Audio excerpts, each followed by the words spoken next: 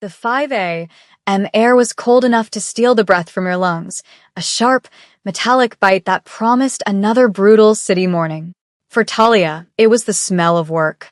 It mingled with the scent of yeasty dough and dark roast coffee beans, a perfume she wore like a second skin.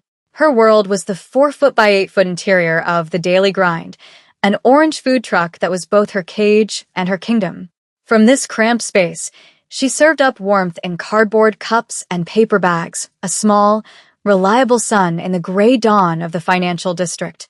The line started forming before the first hint of light bruised the sky, a shuffling queue of suits and uniforms, all of them chasing the caffeine that would fuel their climb up whatever ladder they were on. Talia moved with an economy of motion born from thousands of identical mornings. Her hands, nimble and sure, ground the beans, steamed the milk, and sliced the bagels in a fluid, unbroken rhythm. She knew most of her regulars by name, their orders committed to memory. A double-shot latte for Mr. Henderson, an everything bagel, toasted, with cream cheese for the security guard named Frank. She offered a tired smile with every transaction, a small piece of herself given away for a few dollars. But there was one customer who remained an enigma. He always appeared at the tail end of the rush, as if waiting for the chaos to subside.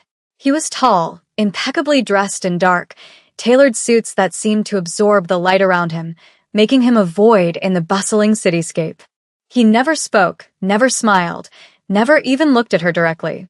He would simply stand at the back of the line, his hands in his pockets, his posture radiating a stillness that was more intimidating than any overt display of power. His presence was a silent, heavy note in the cheerful morning symphony of her truck. The other customers gave him a wide berth, a subconscious recognition of an apex predator in their midst. Talia treated him with a detached professionalism. He was just an order. One large black coffee, no room for cream, no sugar. She'd take his crisp bill, hand him his change and his cup, and he would nod once before melting back into the city's shadows. She didn't know his name, and she didn't want to. He represented a world so far removed from her own that it felt like a different dimension, one of cold glass towers and unspoken agreements made in hushed tones. Today, however, was different. The grinder had jammed, the milk steamer was spitting angrily, and the line was a grumpy, impatient snake coiling around the corner. By the time the silent man reached the counter, Talia's reserves of pleasantness were completely depleted. She took his order with a clipped, "Black coffee, right?" Not even waiting for a response. She slammed the cup down, sloshing a bit of the dark liquid over the rim. He paid, his fingers brushing hers as he took the cup, a brief, unexpected touch of warmth against her cold skin. He didn't leave. He just stood there, his dark eyes finally meeting hers, holding her gaze with an unnerving intensity. The noise of the city seemed to fade into a dull roar. He leaned forward, the steam from the coffee creating a swirling mist between them, his voice a low, quiet rumble that cut through the morning chill. "Still remember me?" The question hung in the air, thick and heavy as the winter fog. It was so unexpected, so deeply personal, that Talia's practiced customer service mask fell away, leaving her utterly exposed. Her mind raced, flipping through a mental Rolodex of faces, trying to place him. A professor from the community college courses she took at night? A landlord from a past apartment? No. His face, now that she was truly looking at it, was one she felt she should know, yet it remained stubbornly out of reach. It was a face carved from sharp angles and soft shadows, with eyes that held a universe of stories she couldn't read. They were old eyes, she realized, filled with a melancholy that didn't belong on someone who looked to be in his late 20s. The faint scar that bisected his left eyebrow was a detail she'd never noticed before. He saw the confusion warring with a flicker of something else in her expression. A small, sad smile touched his lips, a fleeting gesture that seemed to cost him a great deal of effort. It transformed his severe features, softening them for just a moment, offering a glimpse of a different man beneath the armor of his expensive suit. Without another word, he turned and walked away, his broad shoulders disappearing into the river of pedestrians. Talia was left standing in her small orange truck, the ghost of his question echoing in her ears. The scent of his cologne, A subtle mix of sandalwood and something clean like rain lingered behind. She was so rattled that she burned the next bagel and gave a customer decaf instead of regular, earning a disgruntled frown. The rest of the morning passed in a blur. Every time she looked up, she half expected to see him standing there again, his quiet presence a question mark at the edge of her vision. Who was he? And what could he possibly mean? Her life was a simple, contained loop. The truck, her tiny apartment, her textbooks. There was no room in it for mysterious men in bespoke suits who spoke in riddles. Yet, the encounter had unsettled something deep within her. It was the way he'd looked at her. Not as a service worker, a nameless face behind a counter, but as someone he knew, as someone who mattered. That night, sleep eluded her. She lay in her bed, listening to the sounds of the city, the distant wail of a siren, the rumble of the late-night train. His face floated in her memory, those dark, knowing eyes, and his whispered words replayed over and over. Still remember me? It wasn't just a question. It felt like a plea, a bridge extended from a past she couldn't recall. A past where their paths had somehow, impossibly, crossed. The thought was a strange comfort and a profound disturbance, a stone dropped into the placid waters of her carefully managed life, the ripples spreading out into the darkness. She knew, with a certainty that chilled her, that this was not the end of it. He would be back. He did come back, but he changed the rules of their silent game. The next morning, he arrived before the sun, before the first customer, while Talia was still wrestling with the truck's stubborn awning. He wasn't wearing a suit. Instead, he wore a simple black sweater and dark jeans, clothes that made him look younger, more approachable. He didn't stand back and wait. He walked right up to the counter and held out a steaming cup from a different cafe. "Peace offering," he said, his voice a little rough in the morning air. "For yesterday." I shouldn't have been so cryptic. Talia eyed the cup suspiciously, then looked at him. Without the armor of his suit, she could see the faint lines of fatigue around his eyes. "I don't accept coffee from strangers," she said, her tone sharper than she intended.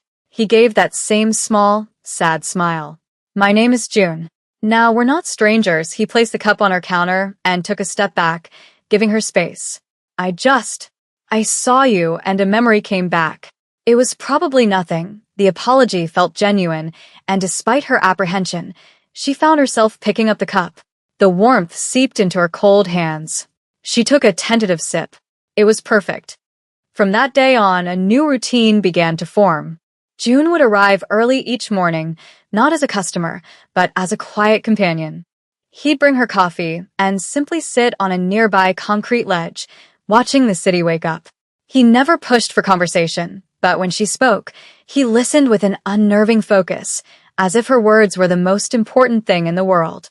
He started noticing the little things, the struggles she tried so hard to hide. He saw the way she winced when she lifted the heavy bags of coffee beans, and the next day, a sleek, ergonomic hand truck was leaning against the side of her truck. No note, no explanation. He heard the wheezing death rattle of her old generator, and a few days later, a silent, powerful new one was delivered and installed by a discreet crew while she was away buying supplies. Talia was both grateful and deeply unsettled. "You have to stop this," she told him one morning, gesturing to the new, insulated gloves he'd left on the counter. "I can't accept these things," June just shrugged, his gaze fixed on the horizon. "Think of it as an investment in a quality product. Your bagels taste better when your hands aren't frozen." His detached tone was at odds with the profound thoughtfulness of his actions. A strange, fragile trust began to grow between them, nurtured by these small, unspoken kindnesses. She started setting aside the last everything bagel for him, making sure it was perfectly toasted, with just the right amount of cream cheese. It was her way of speaking his silent language, a small gesture of care returned in kind. One afternoon, a sudden downpour sent her few remaining customers scattering for cover. The rain hammered against the metal roof of the truck, a relentless, drumming beat that cocooned them in a world of gray water and glistening asphalt. June had been sitting on his usual ledge, but he moved to take shelter under the truck's narrow awning, his shoulder just inches from hers. The proximity was electric, a sudden intimacy that made the cramped space feel even smaller. They stood in silence for a while, watching the rain wash the city clean. The rhythmic drumming seemed to unlock something in Talia's memory, a vague feeling of melancholy and nostalgia. "I hate this kind of rain," she said, her voice barely a whisper above the storm. "It reminds me of things I'd rather forget." June turned to look at her, his expression unreadable. "What kind of things?" he asked softly. It was the most direct, personal question he had ever asked. Something about the storm, the isolation, made her want to answer. She found herself telling him about her dream, the one she kept locked away like a precious secret. She described her bakery, not a truck, but a real place with walls and windows, a place that smelled of cinnamon and baking bread, a place of warmth and community. She spoke of her childhood in a forgotten, rundown neighborhood called Havenwood, a place she hadn't visited in over a decade, not since her grandmother, her last family, had passed away. As she spoke the name Havenwood, a shadow crossed June's face. It was a flicker of deep, resonant pain, so quick she almost missed it. He was suddenly very still, his body tense. "Havenwood," he repeated, the word sounding foreign and heavy on his tongue. "I knew a place there, a corner store on Cypress Street. It had a faded blue awning, always flapping in the wind." Talia froze, her heart giving a painful lurch. Her grandmother's apartment had been right above that store. She could still picture that tattered blue awning, could hear the sound it made on windy days, a sound that was the backdrop to her entire childhood. How could he possibly know that? It was such a specific, insignificant detail from a place no one remembered. How? "How do you know that?" she asked, her voice trembling slightly. He didn't answer immediately. He just stared out at the rain, his jaw tight. When he finally turned to face her, his eyes were filled with a profound sadness that seemed to swallow the light. "Because I used to spend every day sitting on the steps of that store," he said, his voice low and strained. "Hoping someone would notice I was there." The rain fell harder, a torrent against the roof, but Talia barely heard it. The world had narrowed to the space between them, to the impossible, earth-shattering weight of his words. The memory didn't rush back. It trickled in, a slow, painful thaw. The sound of the rain, the faded blue awning, and a boy, a scrawny, silent boy with haunted eyes and clothes that were too big for him. He was always there, perched on the grimy steps of the corner store, his knees drawn up to his chest, watching the world with a detachment that broke her young heart. He never spoke, never played with the other kids. He just existed, a ghost in the periphery of her childhood. And she, a little girl with a fierce sense of justice and a bagel clutched in her hand, had noticed him. She remembered walking up to him, her heart thumping with a mixture of fear and determination. She had broken her bagel in half, an everything bagel, her favorite, and held a piece out to him. He had looked at the bagel, then at her, his dark eyes wide with a disbelief that was more painful than hunger. He had taken it, his small, cold fingers brushing against hers. He never said thank you, but he didn't have to. The way he devoured that small offering was thanks enough. She had done it every day for a week, sharing her snack, a silent ritual between two lonely children. And then one day he was gone. "Mignon." The name came out as a breath, a ghost of a word she hadn't spoken in 15 years. It felt alien on her tongue, a key to a door she had long since sealed shut. His entire body went rigid. He closed his eyes, a flicker of raw emotion passing over his face before he managed to compose himself. When he opened them again, they were glistening. He nodded slowly, a single, sharp movement. "I didn't think you would. I didn't think anyone remembered that name," he said, his voice thick. The pieces crashed together in Talia's mind, forming a picture that was both unbelievable and undeniably true. The quiet, powerful man in the suit was the hungry, forgotten boy from the steps. The chasm between their two worlds suddenly vanished, replaced by a bridge of shared memory, a single act of childhood kindness that had somehow endured for over a decade. He was the reason she always made sure to have food to give to the homeless who sometimes passed her truck. The memory of his silent hunger had imprinted itself on her soul. "I never forgot you," June Min-jun said, his voice cracking with an emotion he could no longer contain. "That bagel. You have no idea what that meant. It wasn't just food. It was proof. Proof that someone saw me. That I existed," he explained, in clipped, hesitant sentences, what had happened. He'd been an orphan, lost in the system, until he was taken in by a man who saw potential in his quiet resilience. He was given a new name, a new life, a world of power and danger she couldn't begin to comprehend. But he had never forgotten Havenwood. He had never forgotten her. Their dynamic shifted entirely. The fragile, tentative connection forged over coffee and bagels was now cemented in the bedrock of a shared history. He was no longer June, the intimidating benefactor. He was Min-June, the boy she had shown a simple kindness to, and in his eyes, she was no longer just Talia, the girl from the food truck. She was the first person who had ever shown him compassion. The mornings became their sanctuary. He would still arrive early, but now they talked, really talked. He spoke of the crushing loneliness of his new life, the constant pressure to be strong, to be ruthless. He never gave specifics about his business, always skirting the dark edges, but she could read the weariness in his posture, the burden he carried in the set of his shoulders. In return, she shared her own struggles, the debt from her grandmother's illness, the fear that her dream of a bakery would forever remain just that, a dream. He listened, not with pity, but with a deep, empathetic understanding. He took her business plan, a collection of hopeful scribbles in a worn notebook, and treated it with the seriousness of a corporate merger. He pointed out flaws, suggested suppliers, and explained logistics with a sharp intelligence that was breathtaking. He was teaching her, empowering her. He started bringing her things, not anonymous gifts, but thoughtful tokens of their shared past. A small bag of marbles, like the ones the kids in Havenwood used to play with. A specific brand of cheap instant noodles he remembered seeing in the corner store. Each object was a whisper from another life, a thread weaving their two disparate worlds together. One evening, he took her to a high-end restaurant, a place with white tablecloths and hushed waiters. Talia felt impossibly out of place in her simple dress, but Min-June seemed oblivious to the stares. He just looked at her, his gaze warm and focused. "I wanted you to see this side of my life," he said quietly. "But I need you to know, it's not the real me. The real me is still that boy on the steps." It was a confession, a plea for her to see past the wealth and the power. As they left, a sleek black car pulled up, and two large men got out, their eyes constantly scanning the street. They deferred to Min-June with a silent, profound respect that bordered on fear. It was a stark reminder of the wall that still stood between them. His world was one of shadows and silent, watchful men. Her world was one of flour and steam. The fairy tale was beautiful, but she couldn't shake the feeling that a dark, dangerous reality was waiting just outside the frame, ready to shatter it all. The shattering came on a Tuesday.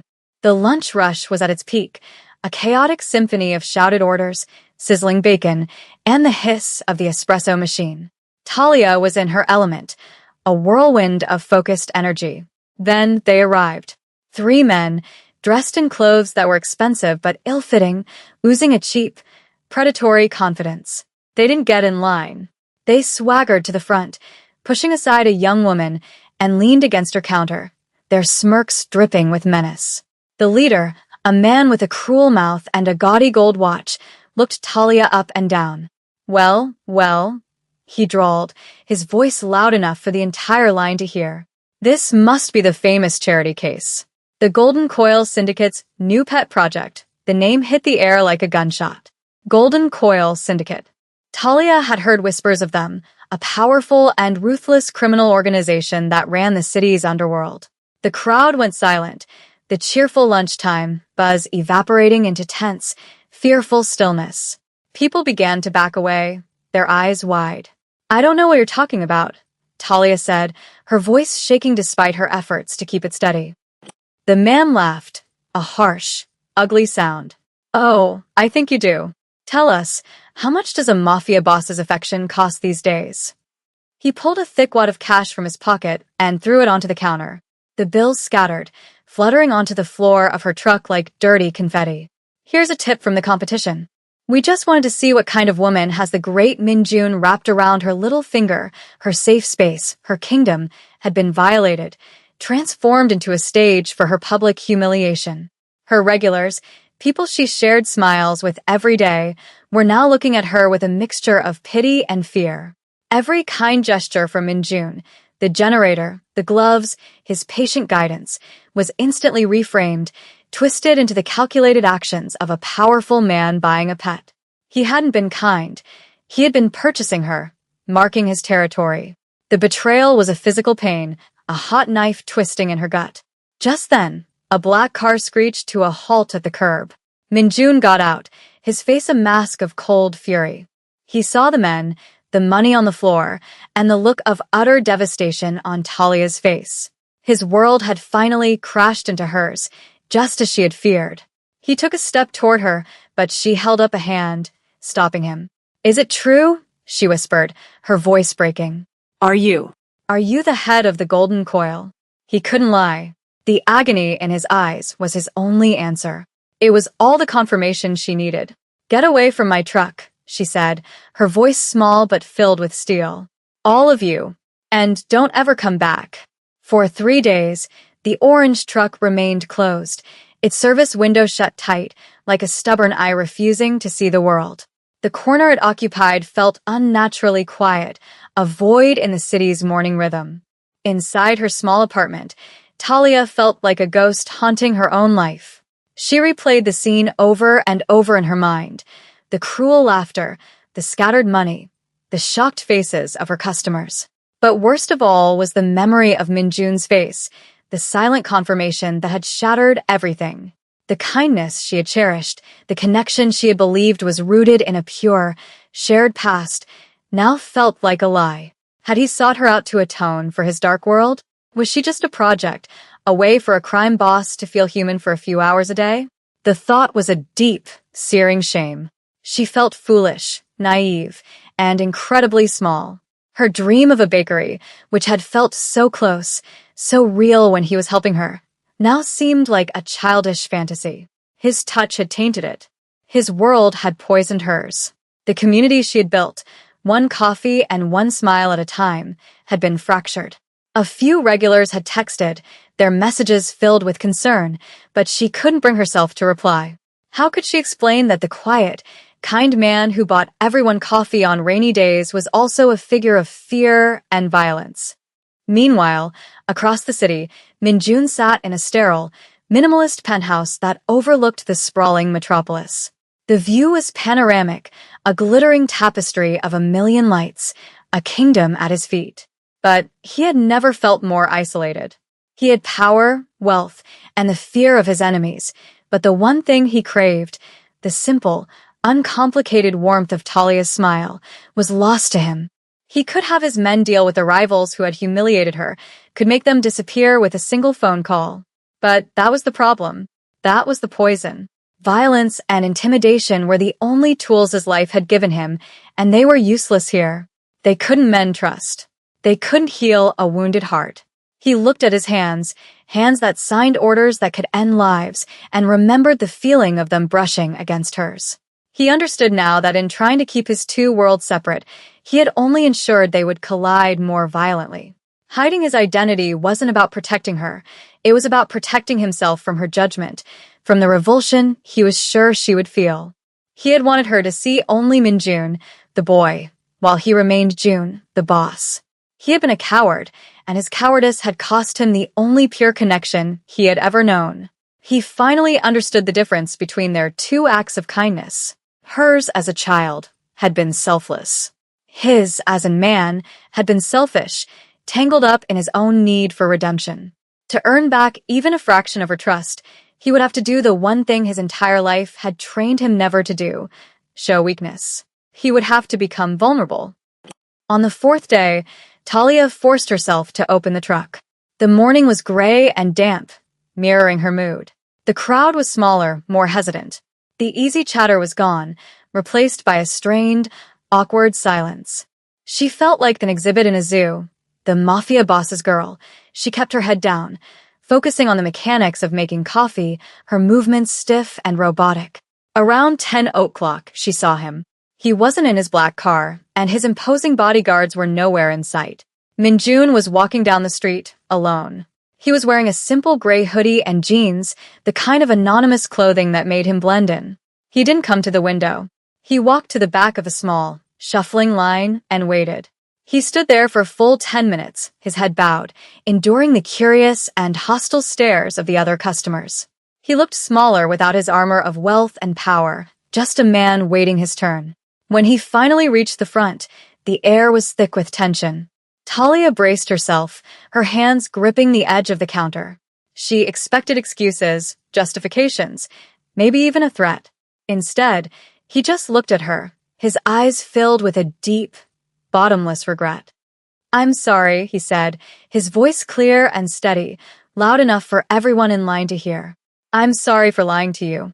I'm sorry for bringing my world to your doorstep and for letting you get hurt." He didn't try to defend himself.